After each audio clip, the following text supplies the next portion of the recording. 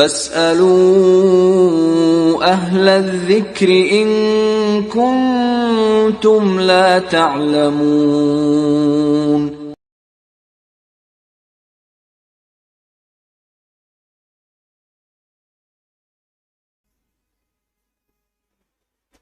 إن الحمد لله نحمده ونستعينه ونستغفره، من يهده الله فلا مضل له ومن يضلل فلا هادي له، وأشهد أن لا إله إلا الله وحده لا شريك له، وأشهد أن محمدا عبده ورسوله. أما بعد فإن خير الحديث كتاب الله، وخير الهدي هدي محمد صلى الله عليه وسلم، وشر الأمور محدثاتها، وكل محدثة بدعة، وكل بدعة ضلالة، وكل ضلالة في النار. أعوذ بالله السميع العليم من الشيطان الرجيم، من همزه ونفخه ونفثه. بسم الله الرحمن الرحيم. يا أيها الذين آمنوا اتقوا الله حق تقاته ولا تموتن إلا وأنتم مسلمون. يا أيها الناس اتقوا ربكم الذي خلقكم من نفس واحدة، وخلق منها زوجها، وبث منهما رجالا كثيرا ونساء، واتقوا الله الذي تساءلون به والأرحام، إن الله كان عليكم رقيبا.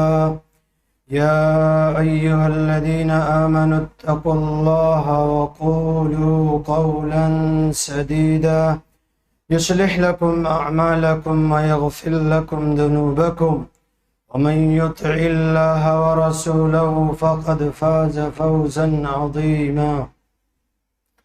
قال الله تبارك وتعالى في القرآن الكريم: أعوذ بالله من الشيطان الرجيم.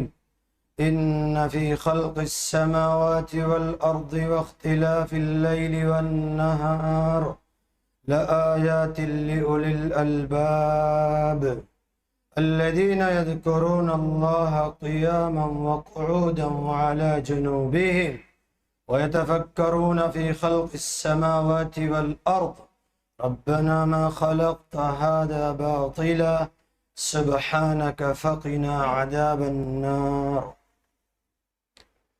حاضرین مجلس، ہمیں سب سے پہلے اس وحدہ لا شریک کی تمام قسم کی تعریفات، ہر قسم کی حمد و ثنا بیان کرنے کے لیے لائق و زیبا ہے، جس نے ساری کائنات کو پیدا فرمایا اور ساری کائنات کی رشد و ہدایت کے لیے انبیاء علیہ الصلاۃ والتسلیم کو اس دار فانی کے اندر مبعوث فرمایا۔ تمام انبیاء علیہ السلام پر درودوں کا نزول ہو، اور بالخصوص خاتم النبیین امام اعظم محمد الرسول اللہ صلی اللہ علیہ وسلم پر، جنہیں اللہ عز و جل نے سراجا منیرا بنا کر اس روئے زمین پر مبعوث فرمایا۔ اللہ نے نبی صلی اللہ علیہ وسلم کو چراغ سے تعبیر فرمایا، چاند نہیں کہا، سورج بھی نہیں کہا۔ وجہ کیا ہے؟ وجہ یہ ہے کہ سورج اور چاند کی روشنی ہر جگہ نہیں پہنچ سکتی، لیکن چراغ گھر کے ہر خطے میں آدمی لے جا کے روشنی حاصل کر سکتا ہے۔ ایسے دین کے مسئلے میں محمد عربی صلی اللہ علیہ وسلم سے ہر مسئلہ بالکل سیکھ سکتے ہیں اور دلیل اس کی لے سکتے ہیں۔ کوئی چیز کمی اور کجی نہیں ہے، ہر چیز بالکل مکمل ہے۔ تو اس لیے اللہ نے آپ کو سراجم منیرہ کہا، روشن چراغ۔ یقیناً آپ ہیں۔ بہر کہ موسم سرما میرا عنوان ہے، ٹھنڈی کے ایام۔ اللہ نے دن بھی بنایا، رات بھی بنائی، کہیں اللہ عز و جل نے کہا بسم اللہ الرحمن الرحیم واللیل اذا یغشا، اور کہیں کہا والنہار اذا تجلی، کہیں والضحیٰ کہا، کہیں والعصر کہا۔ یہ سب چیزیں ایام دن اور ایام رات پر مشتمل ہیں۔ اللہ نے قسم کھا لیا، اور قسم اللہ کس چیز کی کھاتا ہے؟ جو چیز سب سے اہم ہوتی ہے، جو چیز سب سے زیادہ بنیادی طور پر فائدہ مند ہوتی ہے، اللہ اسی چیز کی قسم کھاتا ہے۔ اور آپ دیکھیں جب اللہ تعالیٰ قسم کھا لے تو یہ سمجھیں کہ ایک چیز بہت ہی افضل چیز ہے۔ عام چیزوں کی اللہ تعالیٰ قسم نہیں کھاتا، اس لیے کہ اس کی ذات ہی ایسی ہے۔ تو اللہ تعالیٰ نے قسم کھا لیا، اور اللہ نے کہا دن بھی اللہ نے بنایا، رات بھی بنایا۔ کبھی یہ رات بڑی ہو جاتی ہے، کبھی چھوٹی ہو جاتی ہے، کبھی دن بڑا ہوتا ہے اور رات چھوٹی ہو جاتی ہے، لیکن جو ایام آ رہے ہیں اس میں رات خوب بڑی ہوگی۔ اللہ نے کہا ان فی خلق السماوات والارض، سب سے پہلے کہا کہ یقیناً آسمانوں اور زمین کی پیدائش میں آپ دیکھو، اور اس کے بعد پھر رات اور دن کا آنا جانا۔ رات آتی ہے، رخصت ہوتی ہے تو دن آتا ہے، دن رخصت ہوتا ہے تو رات آتی ہے۔ کہا اس میں عقل مندوں کے لیے نشانیاں ہیں، جو اس میں تدبر کرتے ہیں، تفکر کرتے ہیں اور اس میں غور و خوض کرتے ہیں، ان کو چیز ملتی ہے جو اللہ نے اس میں رکھا ہے۔ تو اب رات بڑی ہوتی ہے، دن چھوٹا، کبھی سوچتے ہیں ہم، لاہ عمل تیار کرتے ہیں ہم۔ کہیں اللہ نے کہا یقلب اللہ اللیل والنہار، اللہ تعالیٰ ہی ہے جو دن کو اور رات کو الٹتا اور پلٹتا ہے۔ کہیں اللہ نے کہا یولج اللیل فی النہار ویولج النہار فی اللیل، رات کو اللہ تعالیٰ دن میں داخل کرتا ہے اور دن کو رات میں داخل کرتا ہے۔ وجہ کیا ہے؟ سبب کیا ہے؟ یہ سب اللہ کی قدرت کی نشانیاں ہیں۔ اللہ تعالیٰ سننے والا اور جاننے والا ہے۔ تو رات اور دن، موسم سرما کے تعلق سے کہا الشتاء ربیع المؤمن قصر نہارہ فصام وطول لیلہ فقام۔ موسم سرما مومن کے لیے موسم بہار کا موسم ہے۔ موسم سرما ٹھنڈی کے ایام مومن کے لیے بہار کے دن ہے۔ جیسے آپ دیکھیں اللہ نے ایام بنائے، فصل بہار آتا ہے، موسم بہار آتا ہے، ہر چیز نئے طریقے سے اگتی ہے، ایک خوبصورتی ماحول ہوتا ہے، منظر ہوتا ہے، ہر چیز کو دیکھیے خوبصورت نظر آتی ہے۔ جو پرانی چیزیں ہوتی ہیں وہ ختم ہو جاتی ہیں، نئے سرے سے ہر چیز نکلتی ہے۔ تو کہا شتاء جاڑا، ربیع المؤمن، مومن کے لیے کیا ہے؟ مومن کے لیے فصل بہار ہے۔ بہار کیوں ہے؟ قصر نہارہ فصام، اب دن چھوٹے ہوں گے تو مومن روزہ رکھے، دن چھوٹے ہوں گے تو مومن روزہ رکھے۔ قصر نہارہ فصام۔ لیکن صورتحال یہ بنتی جا رہی ہے کہ اب تو یہ ہو گیا رمضان ٹو رمضان چلتا ہے، رمضان ٹو رمضان۔ کوئی لائے عمل آپ بتائیں رمضان کے بعد اللہ ماشاءاللہ کوئی روزہ رکھتا ہو؟ نہیں تو سسٹم یہ بن گیا کہ اب ہم کو روزہ خالی فرض رکھنا ہے۔ ایسا نہیں ہے بھائیو۔ اللہ کے پیارے پیغمبر ہر پیر کے دن روزہ رکھتے تھے، ہر جمعرات کے دن روزہ رکھتے تھے، اور ہر مہینے میں 3 دن ایام 20 کے روزہ رکھتے تھے۔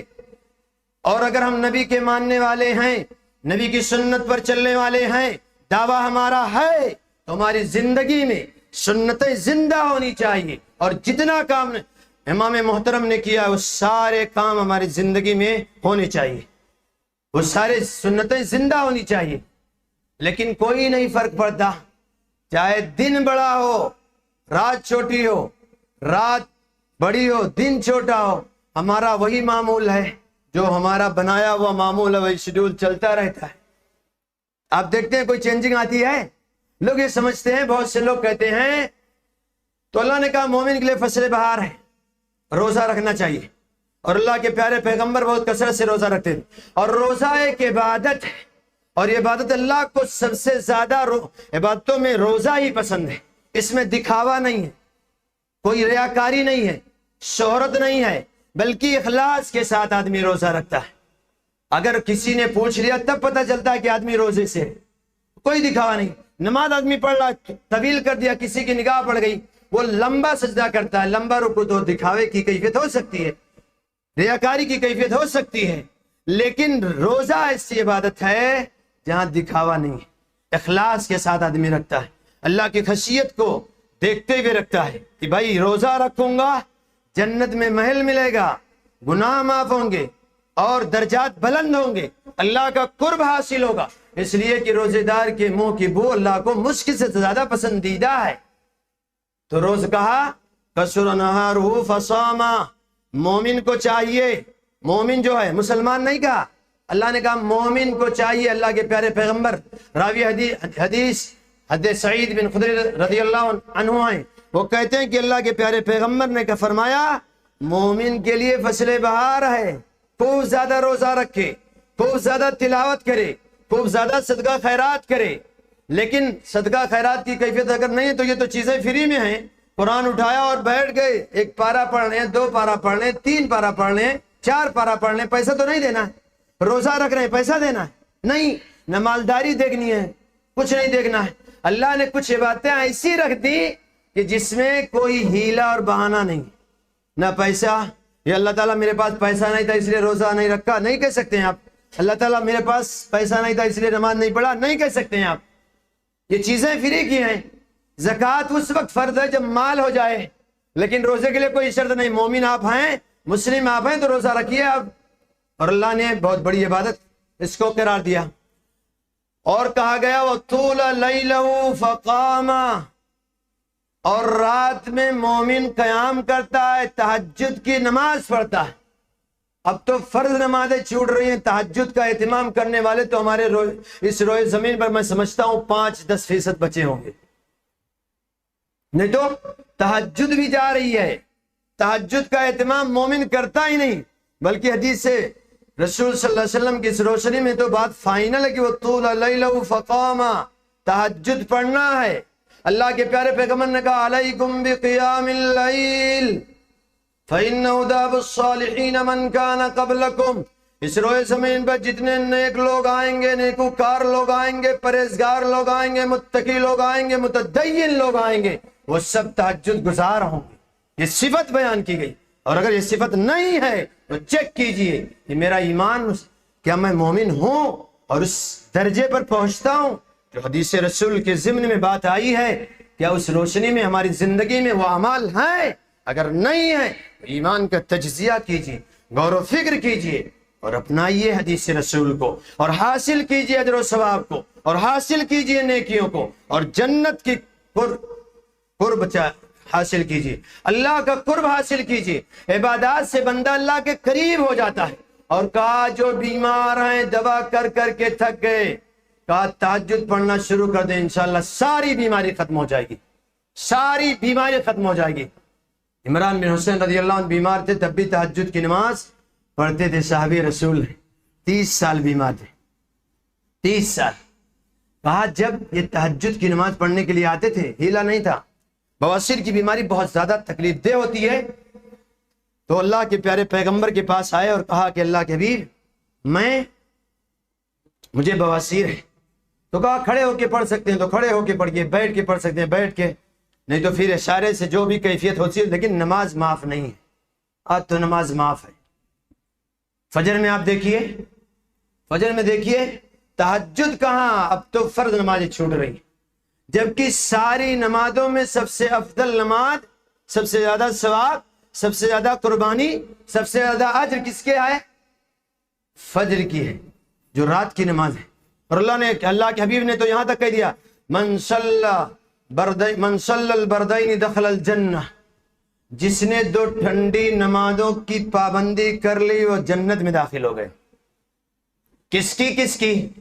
فجر کی, صلاۃ فجر کی اور صلاۃ عصر کی. اور اسی 2 نمازوں میں سب سے زیادہ عوام غائب ہوتی ہے. اچھے حاجی نمازی فجر میں سوتے ہیں, اچھے لوگ ملیں گے. ایک صاحب کہنے لگے کہ یہ مسجد کے ذمہ دار ہیں اور ہر نماز میں آتے ہیں, لیکن ہمیشہ فجر کی نماز ظہر کی نماز میں پڑھتے ہیں. ہو سکتا ہے ایسا؟ اللہ نے کہا ان الصلاۃ کانت علی المؤمنین کتابا موقوتا، یہاں کمپرومائز نہیں چل سکتا، نماز کا وقت فکس ہے، اسی کے وقت میں پڑھنا، ظہر کو عصر میں نہیں پڑھ سکتے۔ اور وہ کہنے لگے معمول ہے، مسجد کے ذمہ دار ہیں، 4 نماز میں پابندی سے آتے ہیں اور 1 نماز میں نہیں آتے۔ یہ صورتحال بنتی جا رہی ہے، اور اچھے لوگ، اور اس کی سب وجہ یہی ہے کہ ہم جو سسٹم ہے اسلام کا نظام جو ہے، اس نظام کے ہم فالوور نہیں ہیں، اس نظام کے تعلق سے ہم چلتے نہیں ہیں۔ نہیں تو ہر نماز انشاءاللہ ہم اچھی طریقے سے پڑھیں گے اور موسم سرما سے فائدہ بھی اٹھائیں گے۔ ہر نماز سب سے پہلے فرائض کی پابندی، پھر تہجد کی باری آتی ہے، لیکن فرائض ہی میں کوتاہ ہے تو تہجد کہاں پڑھ سکتے ہیں؟ اور میں کہتا ہوں اس مسجد میں جتنے لوگ بیٹھے ہیں اللہ ماشاءاللہ وہ صفت ہو پاتی ہوگی۔ حالانکہ حدیث کہتی ہے کیا قربۃ الی ربکم، اگر تہجد آپ پڑھو گے تو اپنے رب کے قریب ہو جاؤ گے، اپنے رب کے قریب ہو جاؤ گے۔ اور پوری دنیا سوتی ہے، تہجد گزار لوگ اٹھتے ہیں، رب کا اور ان کا تعلق جڑا ہوتا ہے، نہ دکھاوا ہے نہ شہرت ہے، کمرے میں باقاعدہ مصلی قائم کیے ہیں اور پورے گھر والے بھی سوتے ہیں، ایک تہجد گزار شخص اٹھتا ہے، وضو کرتا ہے، اللہ کو یہ ادا پسند نہیں آتی ہے۔ اور خاص طور سے اللہ عز و جل تہجد کے وقت خاص طور سے کہاں آ جاتا ہے؟ 7ویں آسمان سے پہلے آسمان پہ آ جاتا ہے، دعا کی قبولیت کا سب سے اہم وقت ہے۔ لیکن شکوہ شکایت ہماری زبانوں پر بہت ہے، لیکن تہجد جس سے شکوہ کرنا چاہیے، جس سے مانگنا چاہیے، جس کے سامنے رونا چاہیے، جس کے سامنے گڑ گڑانا چاہیے، جس سے بخشش طلب کرنی چاہیے، اس سے تعلق اور کنیکشن ٹوٹا ہوا ہے، جبکہ ضرورت ہے جوڑنے کی۔ نوجوان بھی پڑھیں، یہاں عمر کی تائید نہیں ہے، اور یہاں یہ بھی نہیں کہ مرد صرف پڑھیں عورتیں نہ پڑھیں۔ جو لوگ نیکوکار ہوں گے، حدیث فائنل کہتی ہے جو نیکوکار ہوں گے، مرد ہوں یا عورت، گورے ہوں یا کالے، پڑھے لکھے ہوں یا غیر پڑھے لکھے، مالدار ہوں یا غریب، فقیر ہوں یا مسکین، عالم ہوں یا غیر عالم، سب کے لیے اللہ نے اس نماز کو عام کر دیا ہے، اور ثواب بھی عام کر دیا ہے، اجر بھی عام ہے، نیکی بھی عام ہے، ہر اعتبار سے اللہ نے کہہ دیا۔ اب جس کو اللہ کو خوش کرنا ہے، اللہ کے قریب ہونا، قربۃ الی ربکم، حدیث کہتی ہے کہ اللہ کے قریب ہونا ہے تو تہجد پڑھنا ہے۔ اور موسم سرما میں اس کا فائدہ یہ ہوتا ہے کہ رات بڑی ہو گئی ہے۔ آج آپ دیکھیں گرمی کے ایام میں بمبئی کی سرزمین پر مغرب کی اذان 7:20 تک جاتی ہے، اور آج کب ہوتی ہے؟ 6:15 پر ہو رہی ہے، اور ابھی آئے گا۔ ٹھنڈی کے ایام میں مغرب کی اذان 5:59 پر ہوتی ہے، 1 منٹ کم 6 بجنے میں، تو ہم کو اچھا خاصا وقت ملتا ہے، اور پھر ادھر فجر کی نماز بڑھ جاتی ہے۔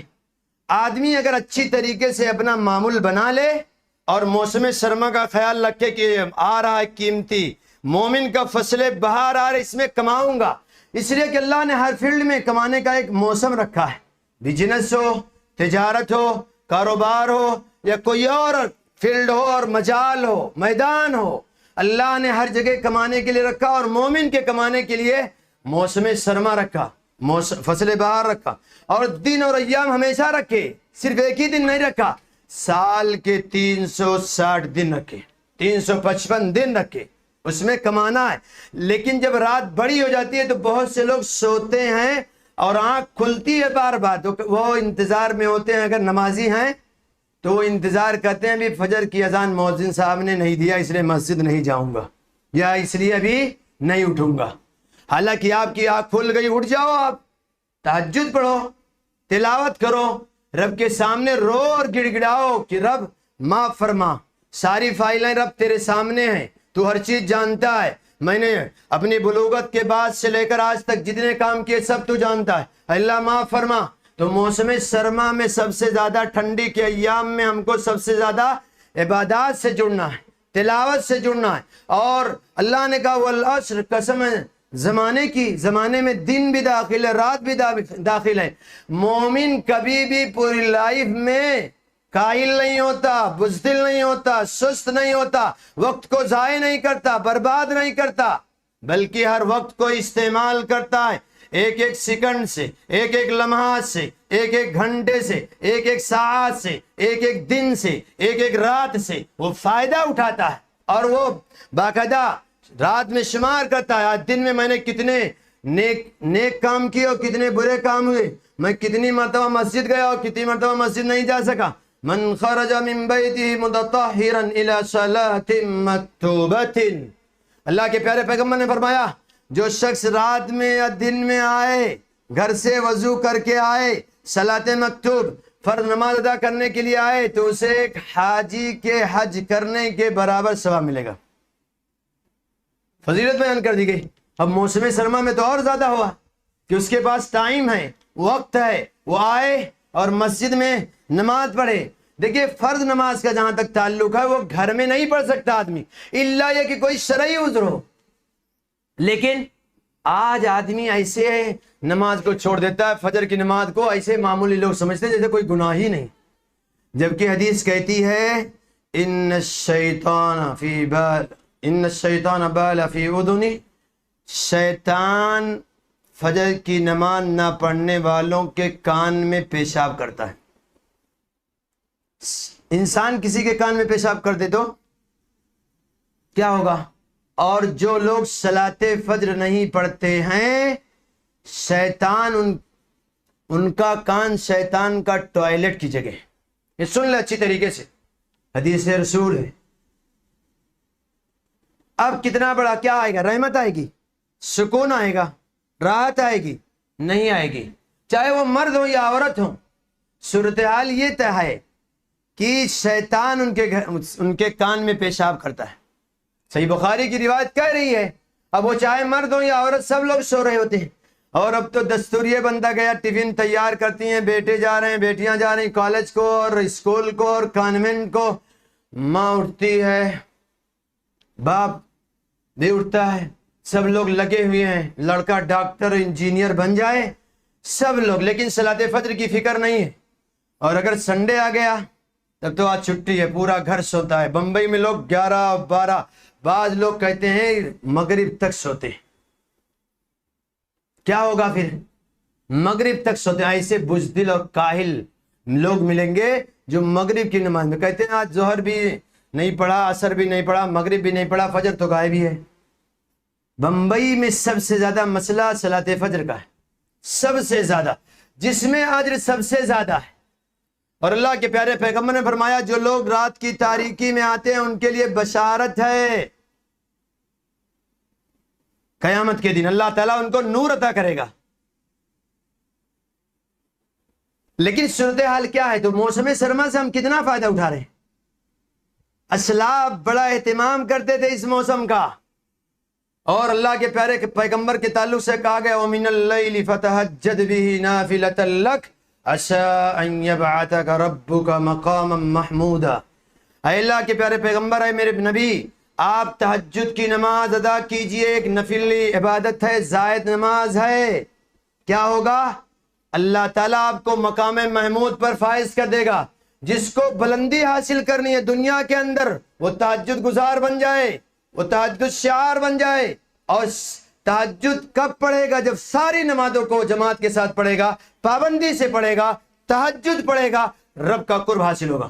وَمُكَفَّرَةٌ لِلسَّيِّئَاتِ، گناہ سارے معاف ہو جائیں گے۔ تہجد کا دوسرا فائدہ یہ ہے گناہ سارے معاف ہو جائیں گے، اللہ تعالیٰ گناہوں کو مٹا وہ کر دے گا، سیئات جو گناہ ہوئے ہیں وہ سب مٹا دے گا۔ تہجد کا بہت بڑا فائدہ ہے، اور موسم سرما سے چونکہ اس کا تعلق ہے ٹھنڈک سے، ہم بہت بآسانی سے پڑھ سکتے ہیں۔ اس لیے اللہ کے پیارے پیغمبر نے کہا جب نماز پڑھ لو عشاء کی، کوئی کام نہیں اہم ہے تو آپ فوراً سو جاؤ، فوراً سو جاؤ، تاکہ بہت آسانی کے ساتھ صلاۃ تہجد میں یا صلاۃ فجر میں آسانی سے اٹھ جاؤ۔ لیکن صورتحال ہے ایسا، بہت سے گھرانے میں تو کہتے ہیں 12 بجے کھانا ہمارے یہاں بننا شروع ہوتا ہے، کیونکہ ہمارے اندر اس کی اہمیت نہیں ہے نا۔ دین کی اہمیت ہوتی تو ہم اپنے آپ کو اسلام کے طریقے پہ چلاتے. آج ہم اپنے اعتبار سے اسلام کو استعمال کرتے ہیں, اپنے منمانی اسلام میں کرتے ہیں, حالانکہ منع کیا گیا. تو کہا گیا اللہ تعالیٰ دن کو بھی بنایا, رات کو اچھی طریقے سے یہ آتے رہتے ہیں جاتے رہتے ہیں. کتنے لوگ موسم سرما میں اپنا شیڈول طے کرتے ہیں کہ انشاءاللہ تہجد پڑھوں گا, قرآن کی تلاوت کروں گا, دینی کتابوں کو پڑھوں گا, اپنے بچوں کو بٹھا کے آدھا گھنٹہ 1 گھنٹہ کہوں گا حفظ کرو میرے سامنے, میں بھی قرآن لے کے اب میں بھی حفظ کروں گا. کتنے لوگ ہیں؟ کوئی الا ماشاء اللہ. اسلاف میں بڑا اہتمام اس کا تھا. اب رات کو اگر تہجد پڑھ لے ہو, بس ظاہر سی بات ہے جتنی آیتیں آپ پڑھو گے اس کا اجر اور ثواب ملے گا نا, اور دعا قبول ہو رہی ہے, اللہ کا قرب حاصل ہو رہا ہے. تو ہم کو کیا ہونا چاہیے؟ پوری 60 سالہ زندگی گزر جاتی ہے لیکن 5 سورتوں سے کبھی 10 سورتیں نہیں ہو پاتی. اس میں موسم سرما بھی آ گیا. موسم سرما آیا, آج کے مسلمان یہ نوجوان ہوں, مرد ہوں یا عورت ہوں, گورے ہوں کالے ہوں, کوئی لاہ عمل نہیں ہمارے پاس. یہ نہیں چاہتے کہ بھائی بڑی رات آ گئی اور رات بڑی ہو رہی ہے, موسم سرما کے ایام ہے, لاؤ میں اس کم سے کم جب رات چھوٹی تھی میں نہیں کچھ کر پا رہا تھا, لاؤ قرآن ہی حفظ کر لوں, 10 سورتیں کر لوں اس سال, اگلے سال 20 سورہ کروں گا, پھر 30 سورہ کروں گا, قرآن صحیح کروں گا, کسی عالم کے پاس بیٹھ کر قرآن کی پورا پڑھوں گا انشاءاللہ, تجوید کے ساتھ سیکھوں گا, حفظ کروں گا, 1 پارہ آدھا پارہ حفظ کروں گا. کیا صرف عالم کے لیے حفظ کرنا ضروری ہے یا جو بچے حفظ کرتے ہیں ان کے لیے ضروری؟ پوری دنیا کے مسلمان مرد ہوں یا عورت, گورے ہوں یا کالے, ڈاکٹر ہوں پروفیسر, قرآن سب کے لیے حفظ کرنا ضروری ہے. پورا قرآن نہیں, قرآن کے کچھ حصے تو سب کو یاد کرنا ضروری نہیں. نماز کیسے آپ پڑھیں گے؟ لیکن آپ نے لائعمل تیار کیا نہیں تیار کیا. 2 گھنٹے اگر رات بڑی ہو جاتی ہے, 3 گھنٹے بڑی ہوتی ہے, تو میں سمجھتا ہوں کہ روزانہ ہم کو 1 سورت یاد ہو سکتی ہے, آرام سے تہجد ہم پڑھ سکتے ہیں. اور اسلاف کہتے ہیں کہ 200 آیتیں میں پڑھتا ہوں. ایک تابعی ہیں وہ کہتے ہیں 200 آیتیں, بڑھاپا آ گیا, کہا تہجد کی نماز میں 200 آیتیں. اور سورۃ البقرہ میں کتنی آیتیں ہیں؟ 286. اتنے کا اہتمام کرتے تھے. آج مسلمانوں کی صورتحال کیا ہے؟ تہجد پڑھیں یا سنت پڑھیں یا فرض پڑھیں, امام صاحب پڑھا رہے ہیں تو لمبی ہے, اور ہم پڑھ لیں تو انا تو انا قل هو اللہ احد الم ترى, بس یہیں تک. کہ بھائی آپ کے لیے ضروری نہیں ہے؟ اگر آپ موسم سرما کو چاہتے تو بہت اچھی طریقے سے بنا سکتے تھے, بہت قرآن کا اچھا خاصا حصہ آپ حفظ کر سکتے تھے, اپنی بچیوں کو حفظ کرا سکتے تھے, اپنی ماؤں کو حفظ کرا سکتے تھے, اپنی بیویوں کو حفظ کرا سکتے تھے. گھر میں ایک ماحول ہوتا کہ آج قرآن سب کو حفظ کرنا ہے, سب کو پڑھنا ہے, سب کو حفظ کرنا ہے اور سب کو یاد کرنا ہے. دعائیں اگر آج پوچھا جائے نبی محترم صلی اللہ علیہ وسلم کی جتنی دعائیں, اٹھتے بیٹھتے چلتے پھرتے, ساری دعائیں اگر پوچھی جائیں تو نماز کی پوری دعائیں نہیں آتی. مسلمانوں کو چاہے وہ مرد ہوں یا عورت ہوں, سب کو حکم دیا گیا کہ سب لوگ موسم سرما سے فائدہ اٹھانے والے بننے, سب لوگ قرآن حفظ کریں, سب لوگ دعائیں حفظ کریں, سب لوگ معمول بنائیں اور ایک وقت فکس کر لیں کہ اس وقت مجھے قرآن پڑھنا ہے, صحیح کرنا ہے. یہ معمول ہونا چاہیے بھائیو. موسم سرما کے تعلق سے اللہ نے سورہ قریش اس لیے نازل کر دیا, بسم اللہ الرحمن الرحیم, لإیلاف قریش ایلافہم رحلۃ الشتاء والصیف فلیعبدوا رب هذا البیت الذی اطعمہم من جوع وآمنہم من خوف. اللہ تعالیٰ نے ان کے دل میں گرمی اور ٹھنڈی کے جو سفر وہ کرتے تھے اس کی محبت ڈال دی تھی. وہ لوگ یمن کی طرف جاتے تھے گرمی کے ایام میں, اور ٹھنڈی کے ایام میں شام میں جاتے تھے, بزنس کر رہے تھے. اللہ نے کہا یہ سب غنیمت کی چیزیں ہیں. تو پھر اللہ نے کیا کہا, یہ سب میں نے عطا کیا آپ کو. تو چاہیے یہ تھا کہ وہ لوگ اس رب کے گھر کی عبادت کرتے, وہ لوگ اس گھر کے رب کی عبادت کرتے. کس کی؟ اللہ عز و جل کی, جس نے انہیں بھوک میں کھانا کھلایا اور ڈر اور خوف میں امن سے نوازا. اس رب کی عبادت کرنا ان کے اوپر ضروری تھا. ہم کو اللہ نے زندگی دی ہے، ہمارے اوپر ضروری ہے، اور اللہ نے مقصد بیان کیا وَمَا خَلَقْتُ الْجِنَّ وَالْإِنسَ إِلَّا لِيَعْبُدُونَ. میں نے انسان کو جنات کو پیدا کیا، عبادت کیجئے، رب کو راضی کیجئے. عبادات کثرت سے کرنے چاہیے، نوافل کثرت سے پڑھنے چاہیے، تلاوت قرآن کریم کثرت سے کرنے چاہیے، قرآن سیکھنا اور حفظ کرنا کثرت سے کرنا چاہیے، اور قرآن کا ترجمہ پڑھنا چاہیے، قرآن میں غور اور فکر کرنا چاہیے. افلا يتدبرون القرآن ام على قلوب اقفالها. کیا ان کے دلوں پر تالے لگ چکے ہیں جو قرآن کریم میں تدبر نہیں کرتے، تفکر نہیں کرتے؟ اب تو مسئلہ یہ بنتا جا رہا ہے کہ لوگ یہ سمجھتے ہیں کہ بس یہ کام عالموں کا ہے اور حافظوں کا ہے، وہ لوگ کریں، ہمارا کام بزنس کرنا ہے، ہمارا کام دنیاوی کام کرنا ہے. ایسا نہیں بھائیو. قرآن کریم ان اللہ یرفع بہذا الکتاب اقواما ویضع بہ آخرین.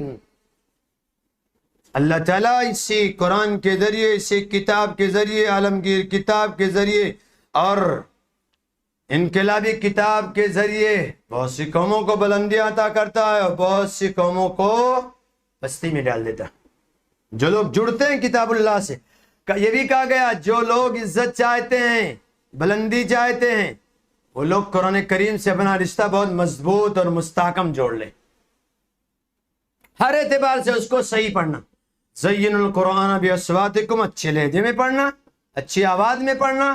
سب کے بارے میں کہا، عالم کے بارے میں صرف نہیں کہا، حافظ کے بارے میں نہیں کہا. مردوں سے خطاب ہے، عورتوں سے خطاب ہے، جوانوں سے خطاب ہے، بچوں سے خطاب ہے، بچیوں سے خطاب ہے، سب سے خطاب ہے. اور یہ کہا گیا رات کے حصے میں پڑھیے، حفظ کیجئے، تہجد میں قرآن پڑھیے، فرض نمازوں میں پڑھیے، سنن میں پڑھیے، اور ہر رکعت میں ہر آیت الگ پڑھیے، ہر سورہ الگ پڑھیے. یہ حکم دیا گیا.